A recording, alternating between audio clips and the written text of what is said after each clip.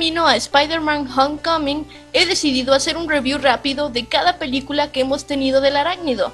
Así que empezamos con Spider-Man, trilogía del director Sam Raimi, a quien conocemos por haber dirigido el clásico de culto Evil Dead, y es protagonizada por Tobey Maguire, Kirsten Dunst y James Franco.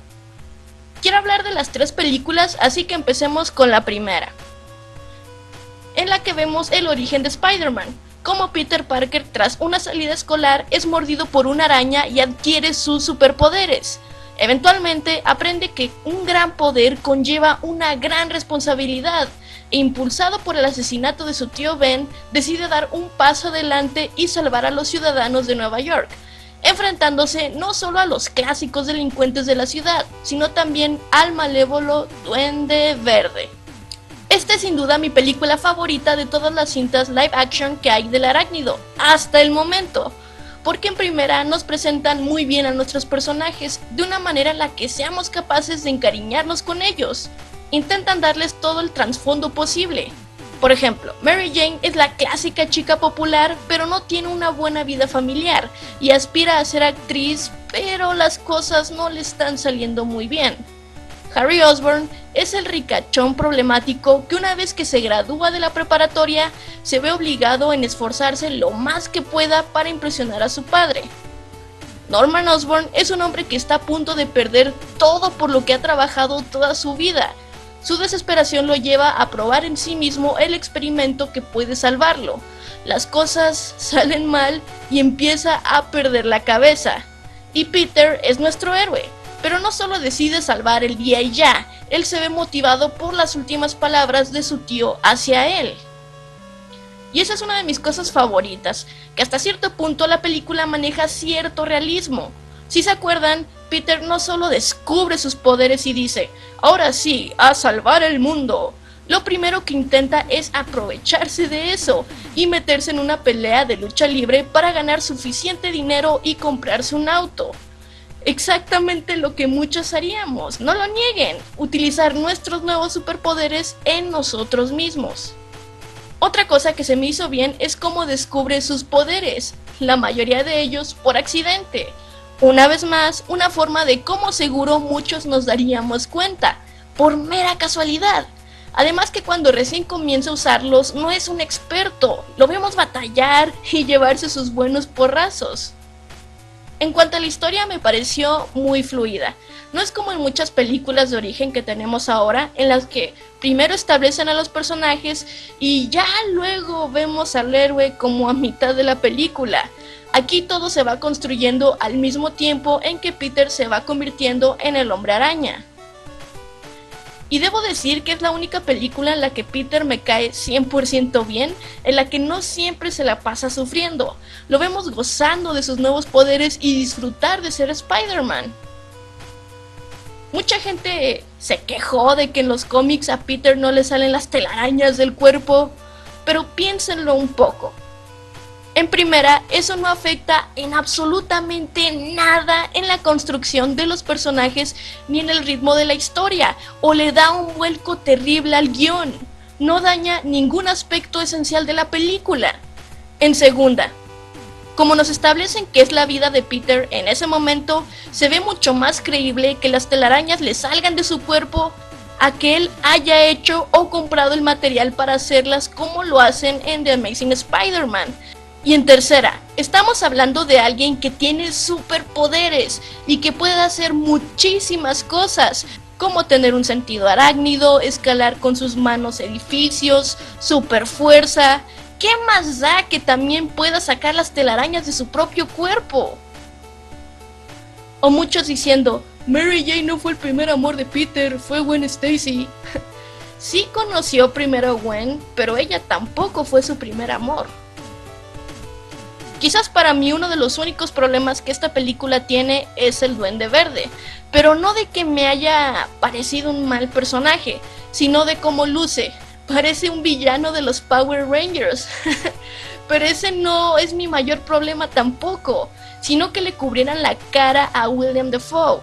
Él es un actor demasiado talentoso y pudimos ver lo que es capaz de hacer tan solo en las escenas cuando hablaba frente al espejo con su alter ego.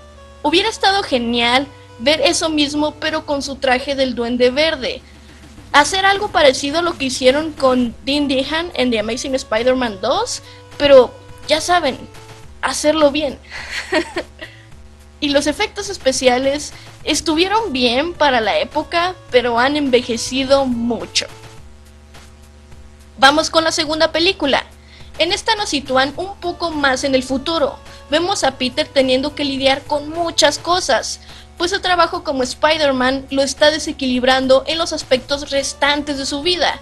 Su trabajo, su escuela, su inexistente vida amorosa, su amistad con Harry, prácticamente está fallando en todas esas áreas por ser un héroe. Y por si fuera poco, Mary Jane está a punto de casarse con un hombre que es todo un sueño. Entonces, y perdonen la expresión, pero Peter manda a tomar por culo a su responsabilidad siendo el Hombre Araña y decide ser solo Peter Parker. Porque se encuentra en una crisis existencial y está tan desbalanceado a nivel personal que incluso sus poderes comienzan a fallar. Así que, así de fácil, decide dejar de ser Spider-Man. Pero el retiro le dura poco cuando un nuevo villano, el Dr. Octopus, ataca la ciudad tras, una vez más, experimentar consigo mismo. En el camino, matar a su esposa, casi echar a perder el trabajo de su vida, y ahora su experimento lo controla y le dice que haga lo que sea necesario para terminar su trabajo. Esta película también me agradó bastante, porque aquí podemos ver las repercusiones del camino que Peter decide tomar tras ser un superhéroe, todas las cosas a las que renuncia. Incluso cuando decide ya no ser Spider-Man, también vemos las repercusiones de esa decisión. Me gustó el pleito que hay entre Harry y Peter, porque se nota que Harry hace un esfuerzo en seguir llevándose bien con Peter al mismo tiempo que está frustrado porque no le dice quién es el Hombre Araña. En general creo que Harry es un aspecto muy importante de la película, porque él es quien impulsa la enemistad de Octopus contra Spider-Man, y cuando se da cuenta que Peter, su mejor amigo, es quien está detrás de la máscara del trepamuros, creo que es algo casi icónico. El Dr. Octopus, u Otto Octavius, como quieran llamarle, también me pareció un buen villano, que tampoco era maloso solo porque sí. Repiten la fórmula de que su propio invento o experimento lo controla, como ocurrió en la primera con el Duende Verde. Incluso al igual que Norman, tiene momentos de lucidez donde pelea un poco consigo mismo por hacer lo correcto. Pero aún así, este villano se siente distinto, porque su objetivo principal no era tener el poder de todo ni vencer al Hombre Araña. Él tan solo quería terminar el trabajo al que le dedicó casi toda su vida. Necesitaba dinero, necesitaba el tritio, lastimaba a personas en el camino para obtenerlo, pero no era algo que él precisamente deseara hacer, a diferencia del Duende Verde.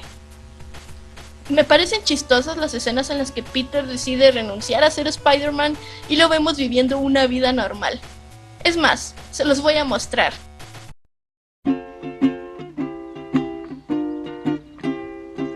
Raindrops keep falling on my head, and just like the guy whose feet are too big for his bed, nothing seems to fit. Raindrops are falling on my head, they keep falling. So I just did me some talking to the sun, and I said I didn't like the way he got things done, sleeping on the job. Those raindrops are falling on my head, they keep falling because I'm free. Nothing's worrying me. Sorry. Thanks. You're welcome. It won't be long till happiness steps up to greet me.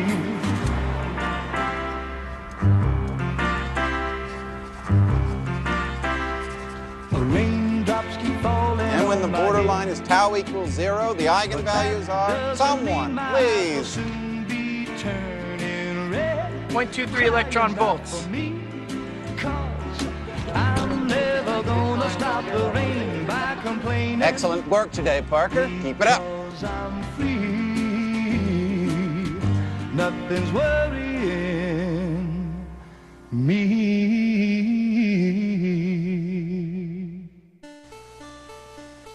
La escena en el tren es épica, uno de mis enfrentamientos favoritos en una película de superhéroes, cuando Peter quiere detener el tren y se desmaya. ¡Wow! En cuanto a aspectos negativos, Mary Jane es otra vez la damisela en peligro.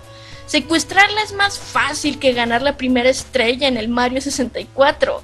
Además que hija de la... deja plantado en el altar a su novio. Lo que sí me agradó de ella es que apoya a Peter en que sea Spider-Man.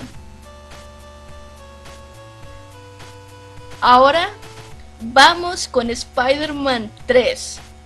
Y esta se trata de...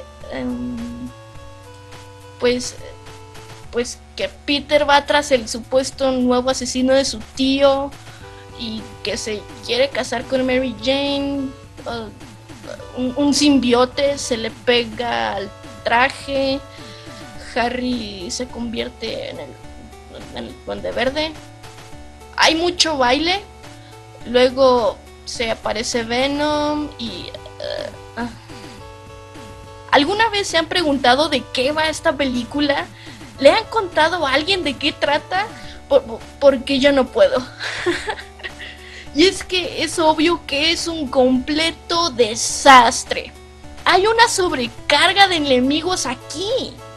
Tenemos al Duende Verde, al Hombre de Arena, a Venom y al mismo Spider-Man. Y aunque al principio quizás emocionaron a nuestras jóvenes e ilusas mentes de ¡oh, qué cool! Muchos enemigos. Es hasta que vemos la película que nos damos cuenta que todo es un verdadero desastre, que no hay suficiente espacio para todos. Sé que hubo una presión del estudio para que ciertos personajes aparecieran ahí, y se nota, pero juzgándolos a todos por igual, ¿qué caso tenía la historia del Hombre de Arena? ¿Para qué volvían a traer la muerte del tío Ben? Eso ya se habló, ya se trató, ya se dijo, sigamos adelante. ¿Por qué poner a un Spider-Man emo? Y es que casi todas las malas decisiones de la película, o al menos las más ridículas, se dan cuando este simbiote controla a Peter. Debo admitir que yo no odié a Topher Grace como Venom, pero vamos, pudieron haber elegido a otro actor que impusiera. Mary Jane, vaya, qué sorpresa, otra vez la tienen que rescatar. Es posible de los personajes más inútiles que he visto en pantalla, ya se los digo. ¿Y Peter Parker emo? ¿Pero en qué estaban pensando? ¿No se daban cuenta lo ridículo que se veía? ¿Y esas escenas de baile? Tenían la oportunidad de hacer una trilogía sólida del Hombre Araña. La primera película fue muy buena, la segunda fue buena, aunque la tercera se hubiera quedado unos escalones más abajo que la segunda, aún así hubiera sido buena. Pero parece que esta ambiciosa entrega quiso subir esos escalones, pero acabó tropezándose y cayendo en lo más bajo. Esto es algo que me molesta, pero se viene arrastrando desde la segunda película. Peter sufre demasiado. Ya sé que es un personaje un tanto trágico, pero llora como actriz de telenovela mexicana. Me desespera que se la pasa en el drama, le quita toda la diversión. No voy a negar que esta película me entretiene, de hecho me la he encontrado varias veces en la tele y me la quedo viendo, pero es un total desastre. Hay demasiados elementos en ella, como también el plan conspiranoide de Harry para hacer sufrir a Peter. ¿Cómo es que Mary Jane se deja chantajear por él? Peter es el Hombre Araña y ya lo venció una vez. Peter lleva un buen tiempo en esto de salvar al mundo. ¿Acaso Mary Jane cree que Harry, que se puso el traje ayer, le va a ganar? ¿Qué clase de razonamiento es ese? Además, como lo dije, Harry quiere ver sufrir a Peter. ¿Para qué? ¿Que no se supone que de todas maneras lo quiere matar? También Harry como que piensa que va a vencer a Spider-Man. Él tiene superpoderes. Harry solo tiene dinero. Y no es el tipo de tengo dinero y soy Iron Man. No, es el tipo tengo dinero y encontré una patineta que vuela y unas bombas. Y ese acto de desaparición que hace en el restaurante cuando confronta a Peter, él no es Harry Osborn, él es Harry Houdini. Sí, señor. Y ya no seguiré hablando más de la 3 porque este video ya duró mucho y me extendería aún más.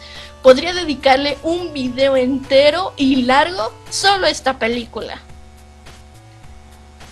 Esta trilogía de Spider-Man comenzó muy bien y junto con las primeras cintas de los X-Men comenzaron cierta moda con traer superhéroes a la pantalla grande.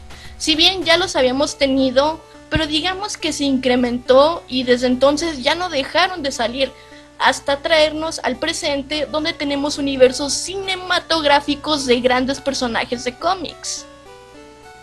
Próximamente estaré hablando de las 2 películas de The Amazing Spider-Man.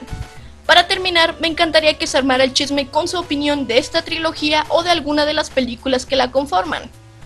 Y bueno, hasta la próxima.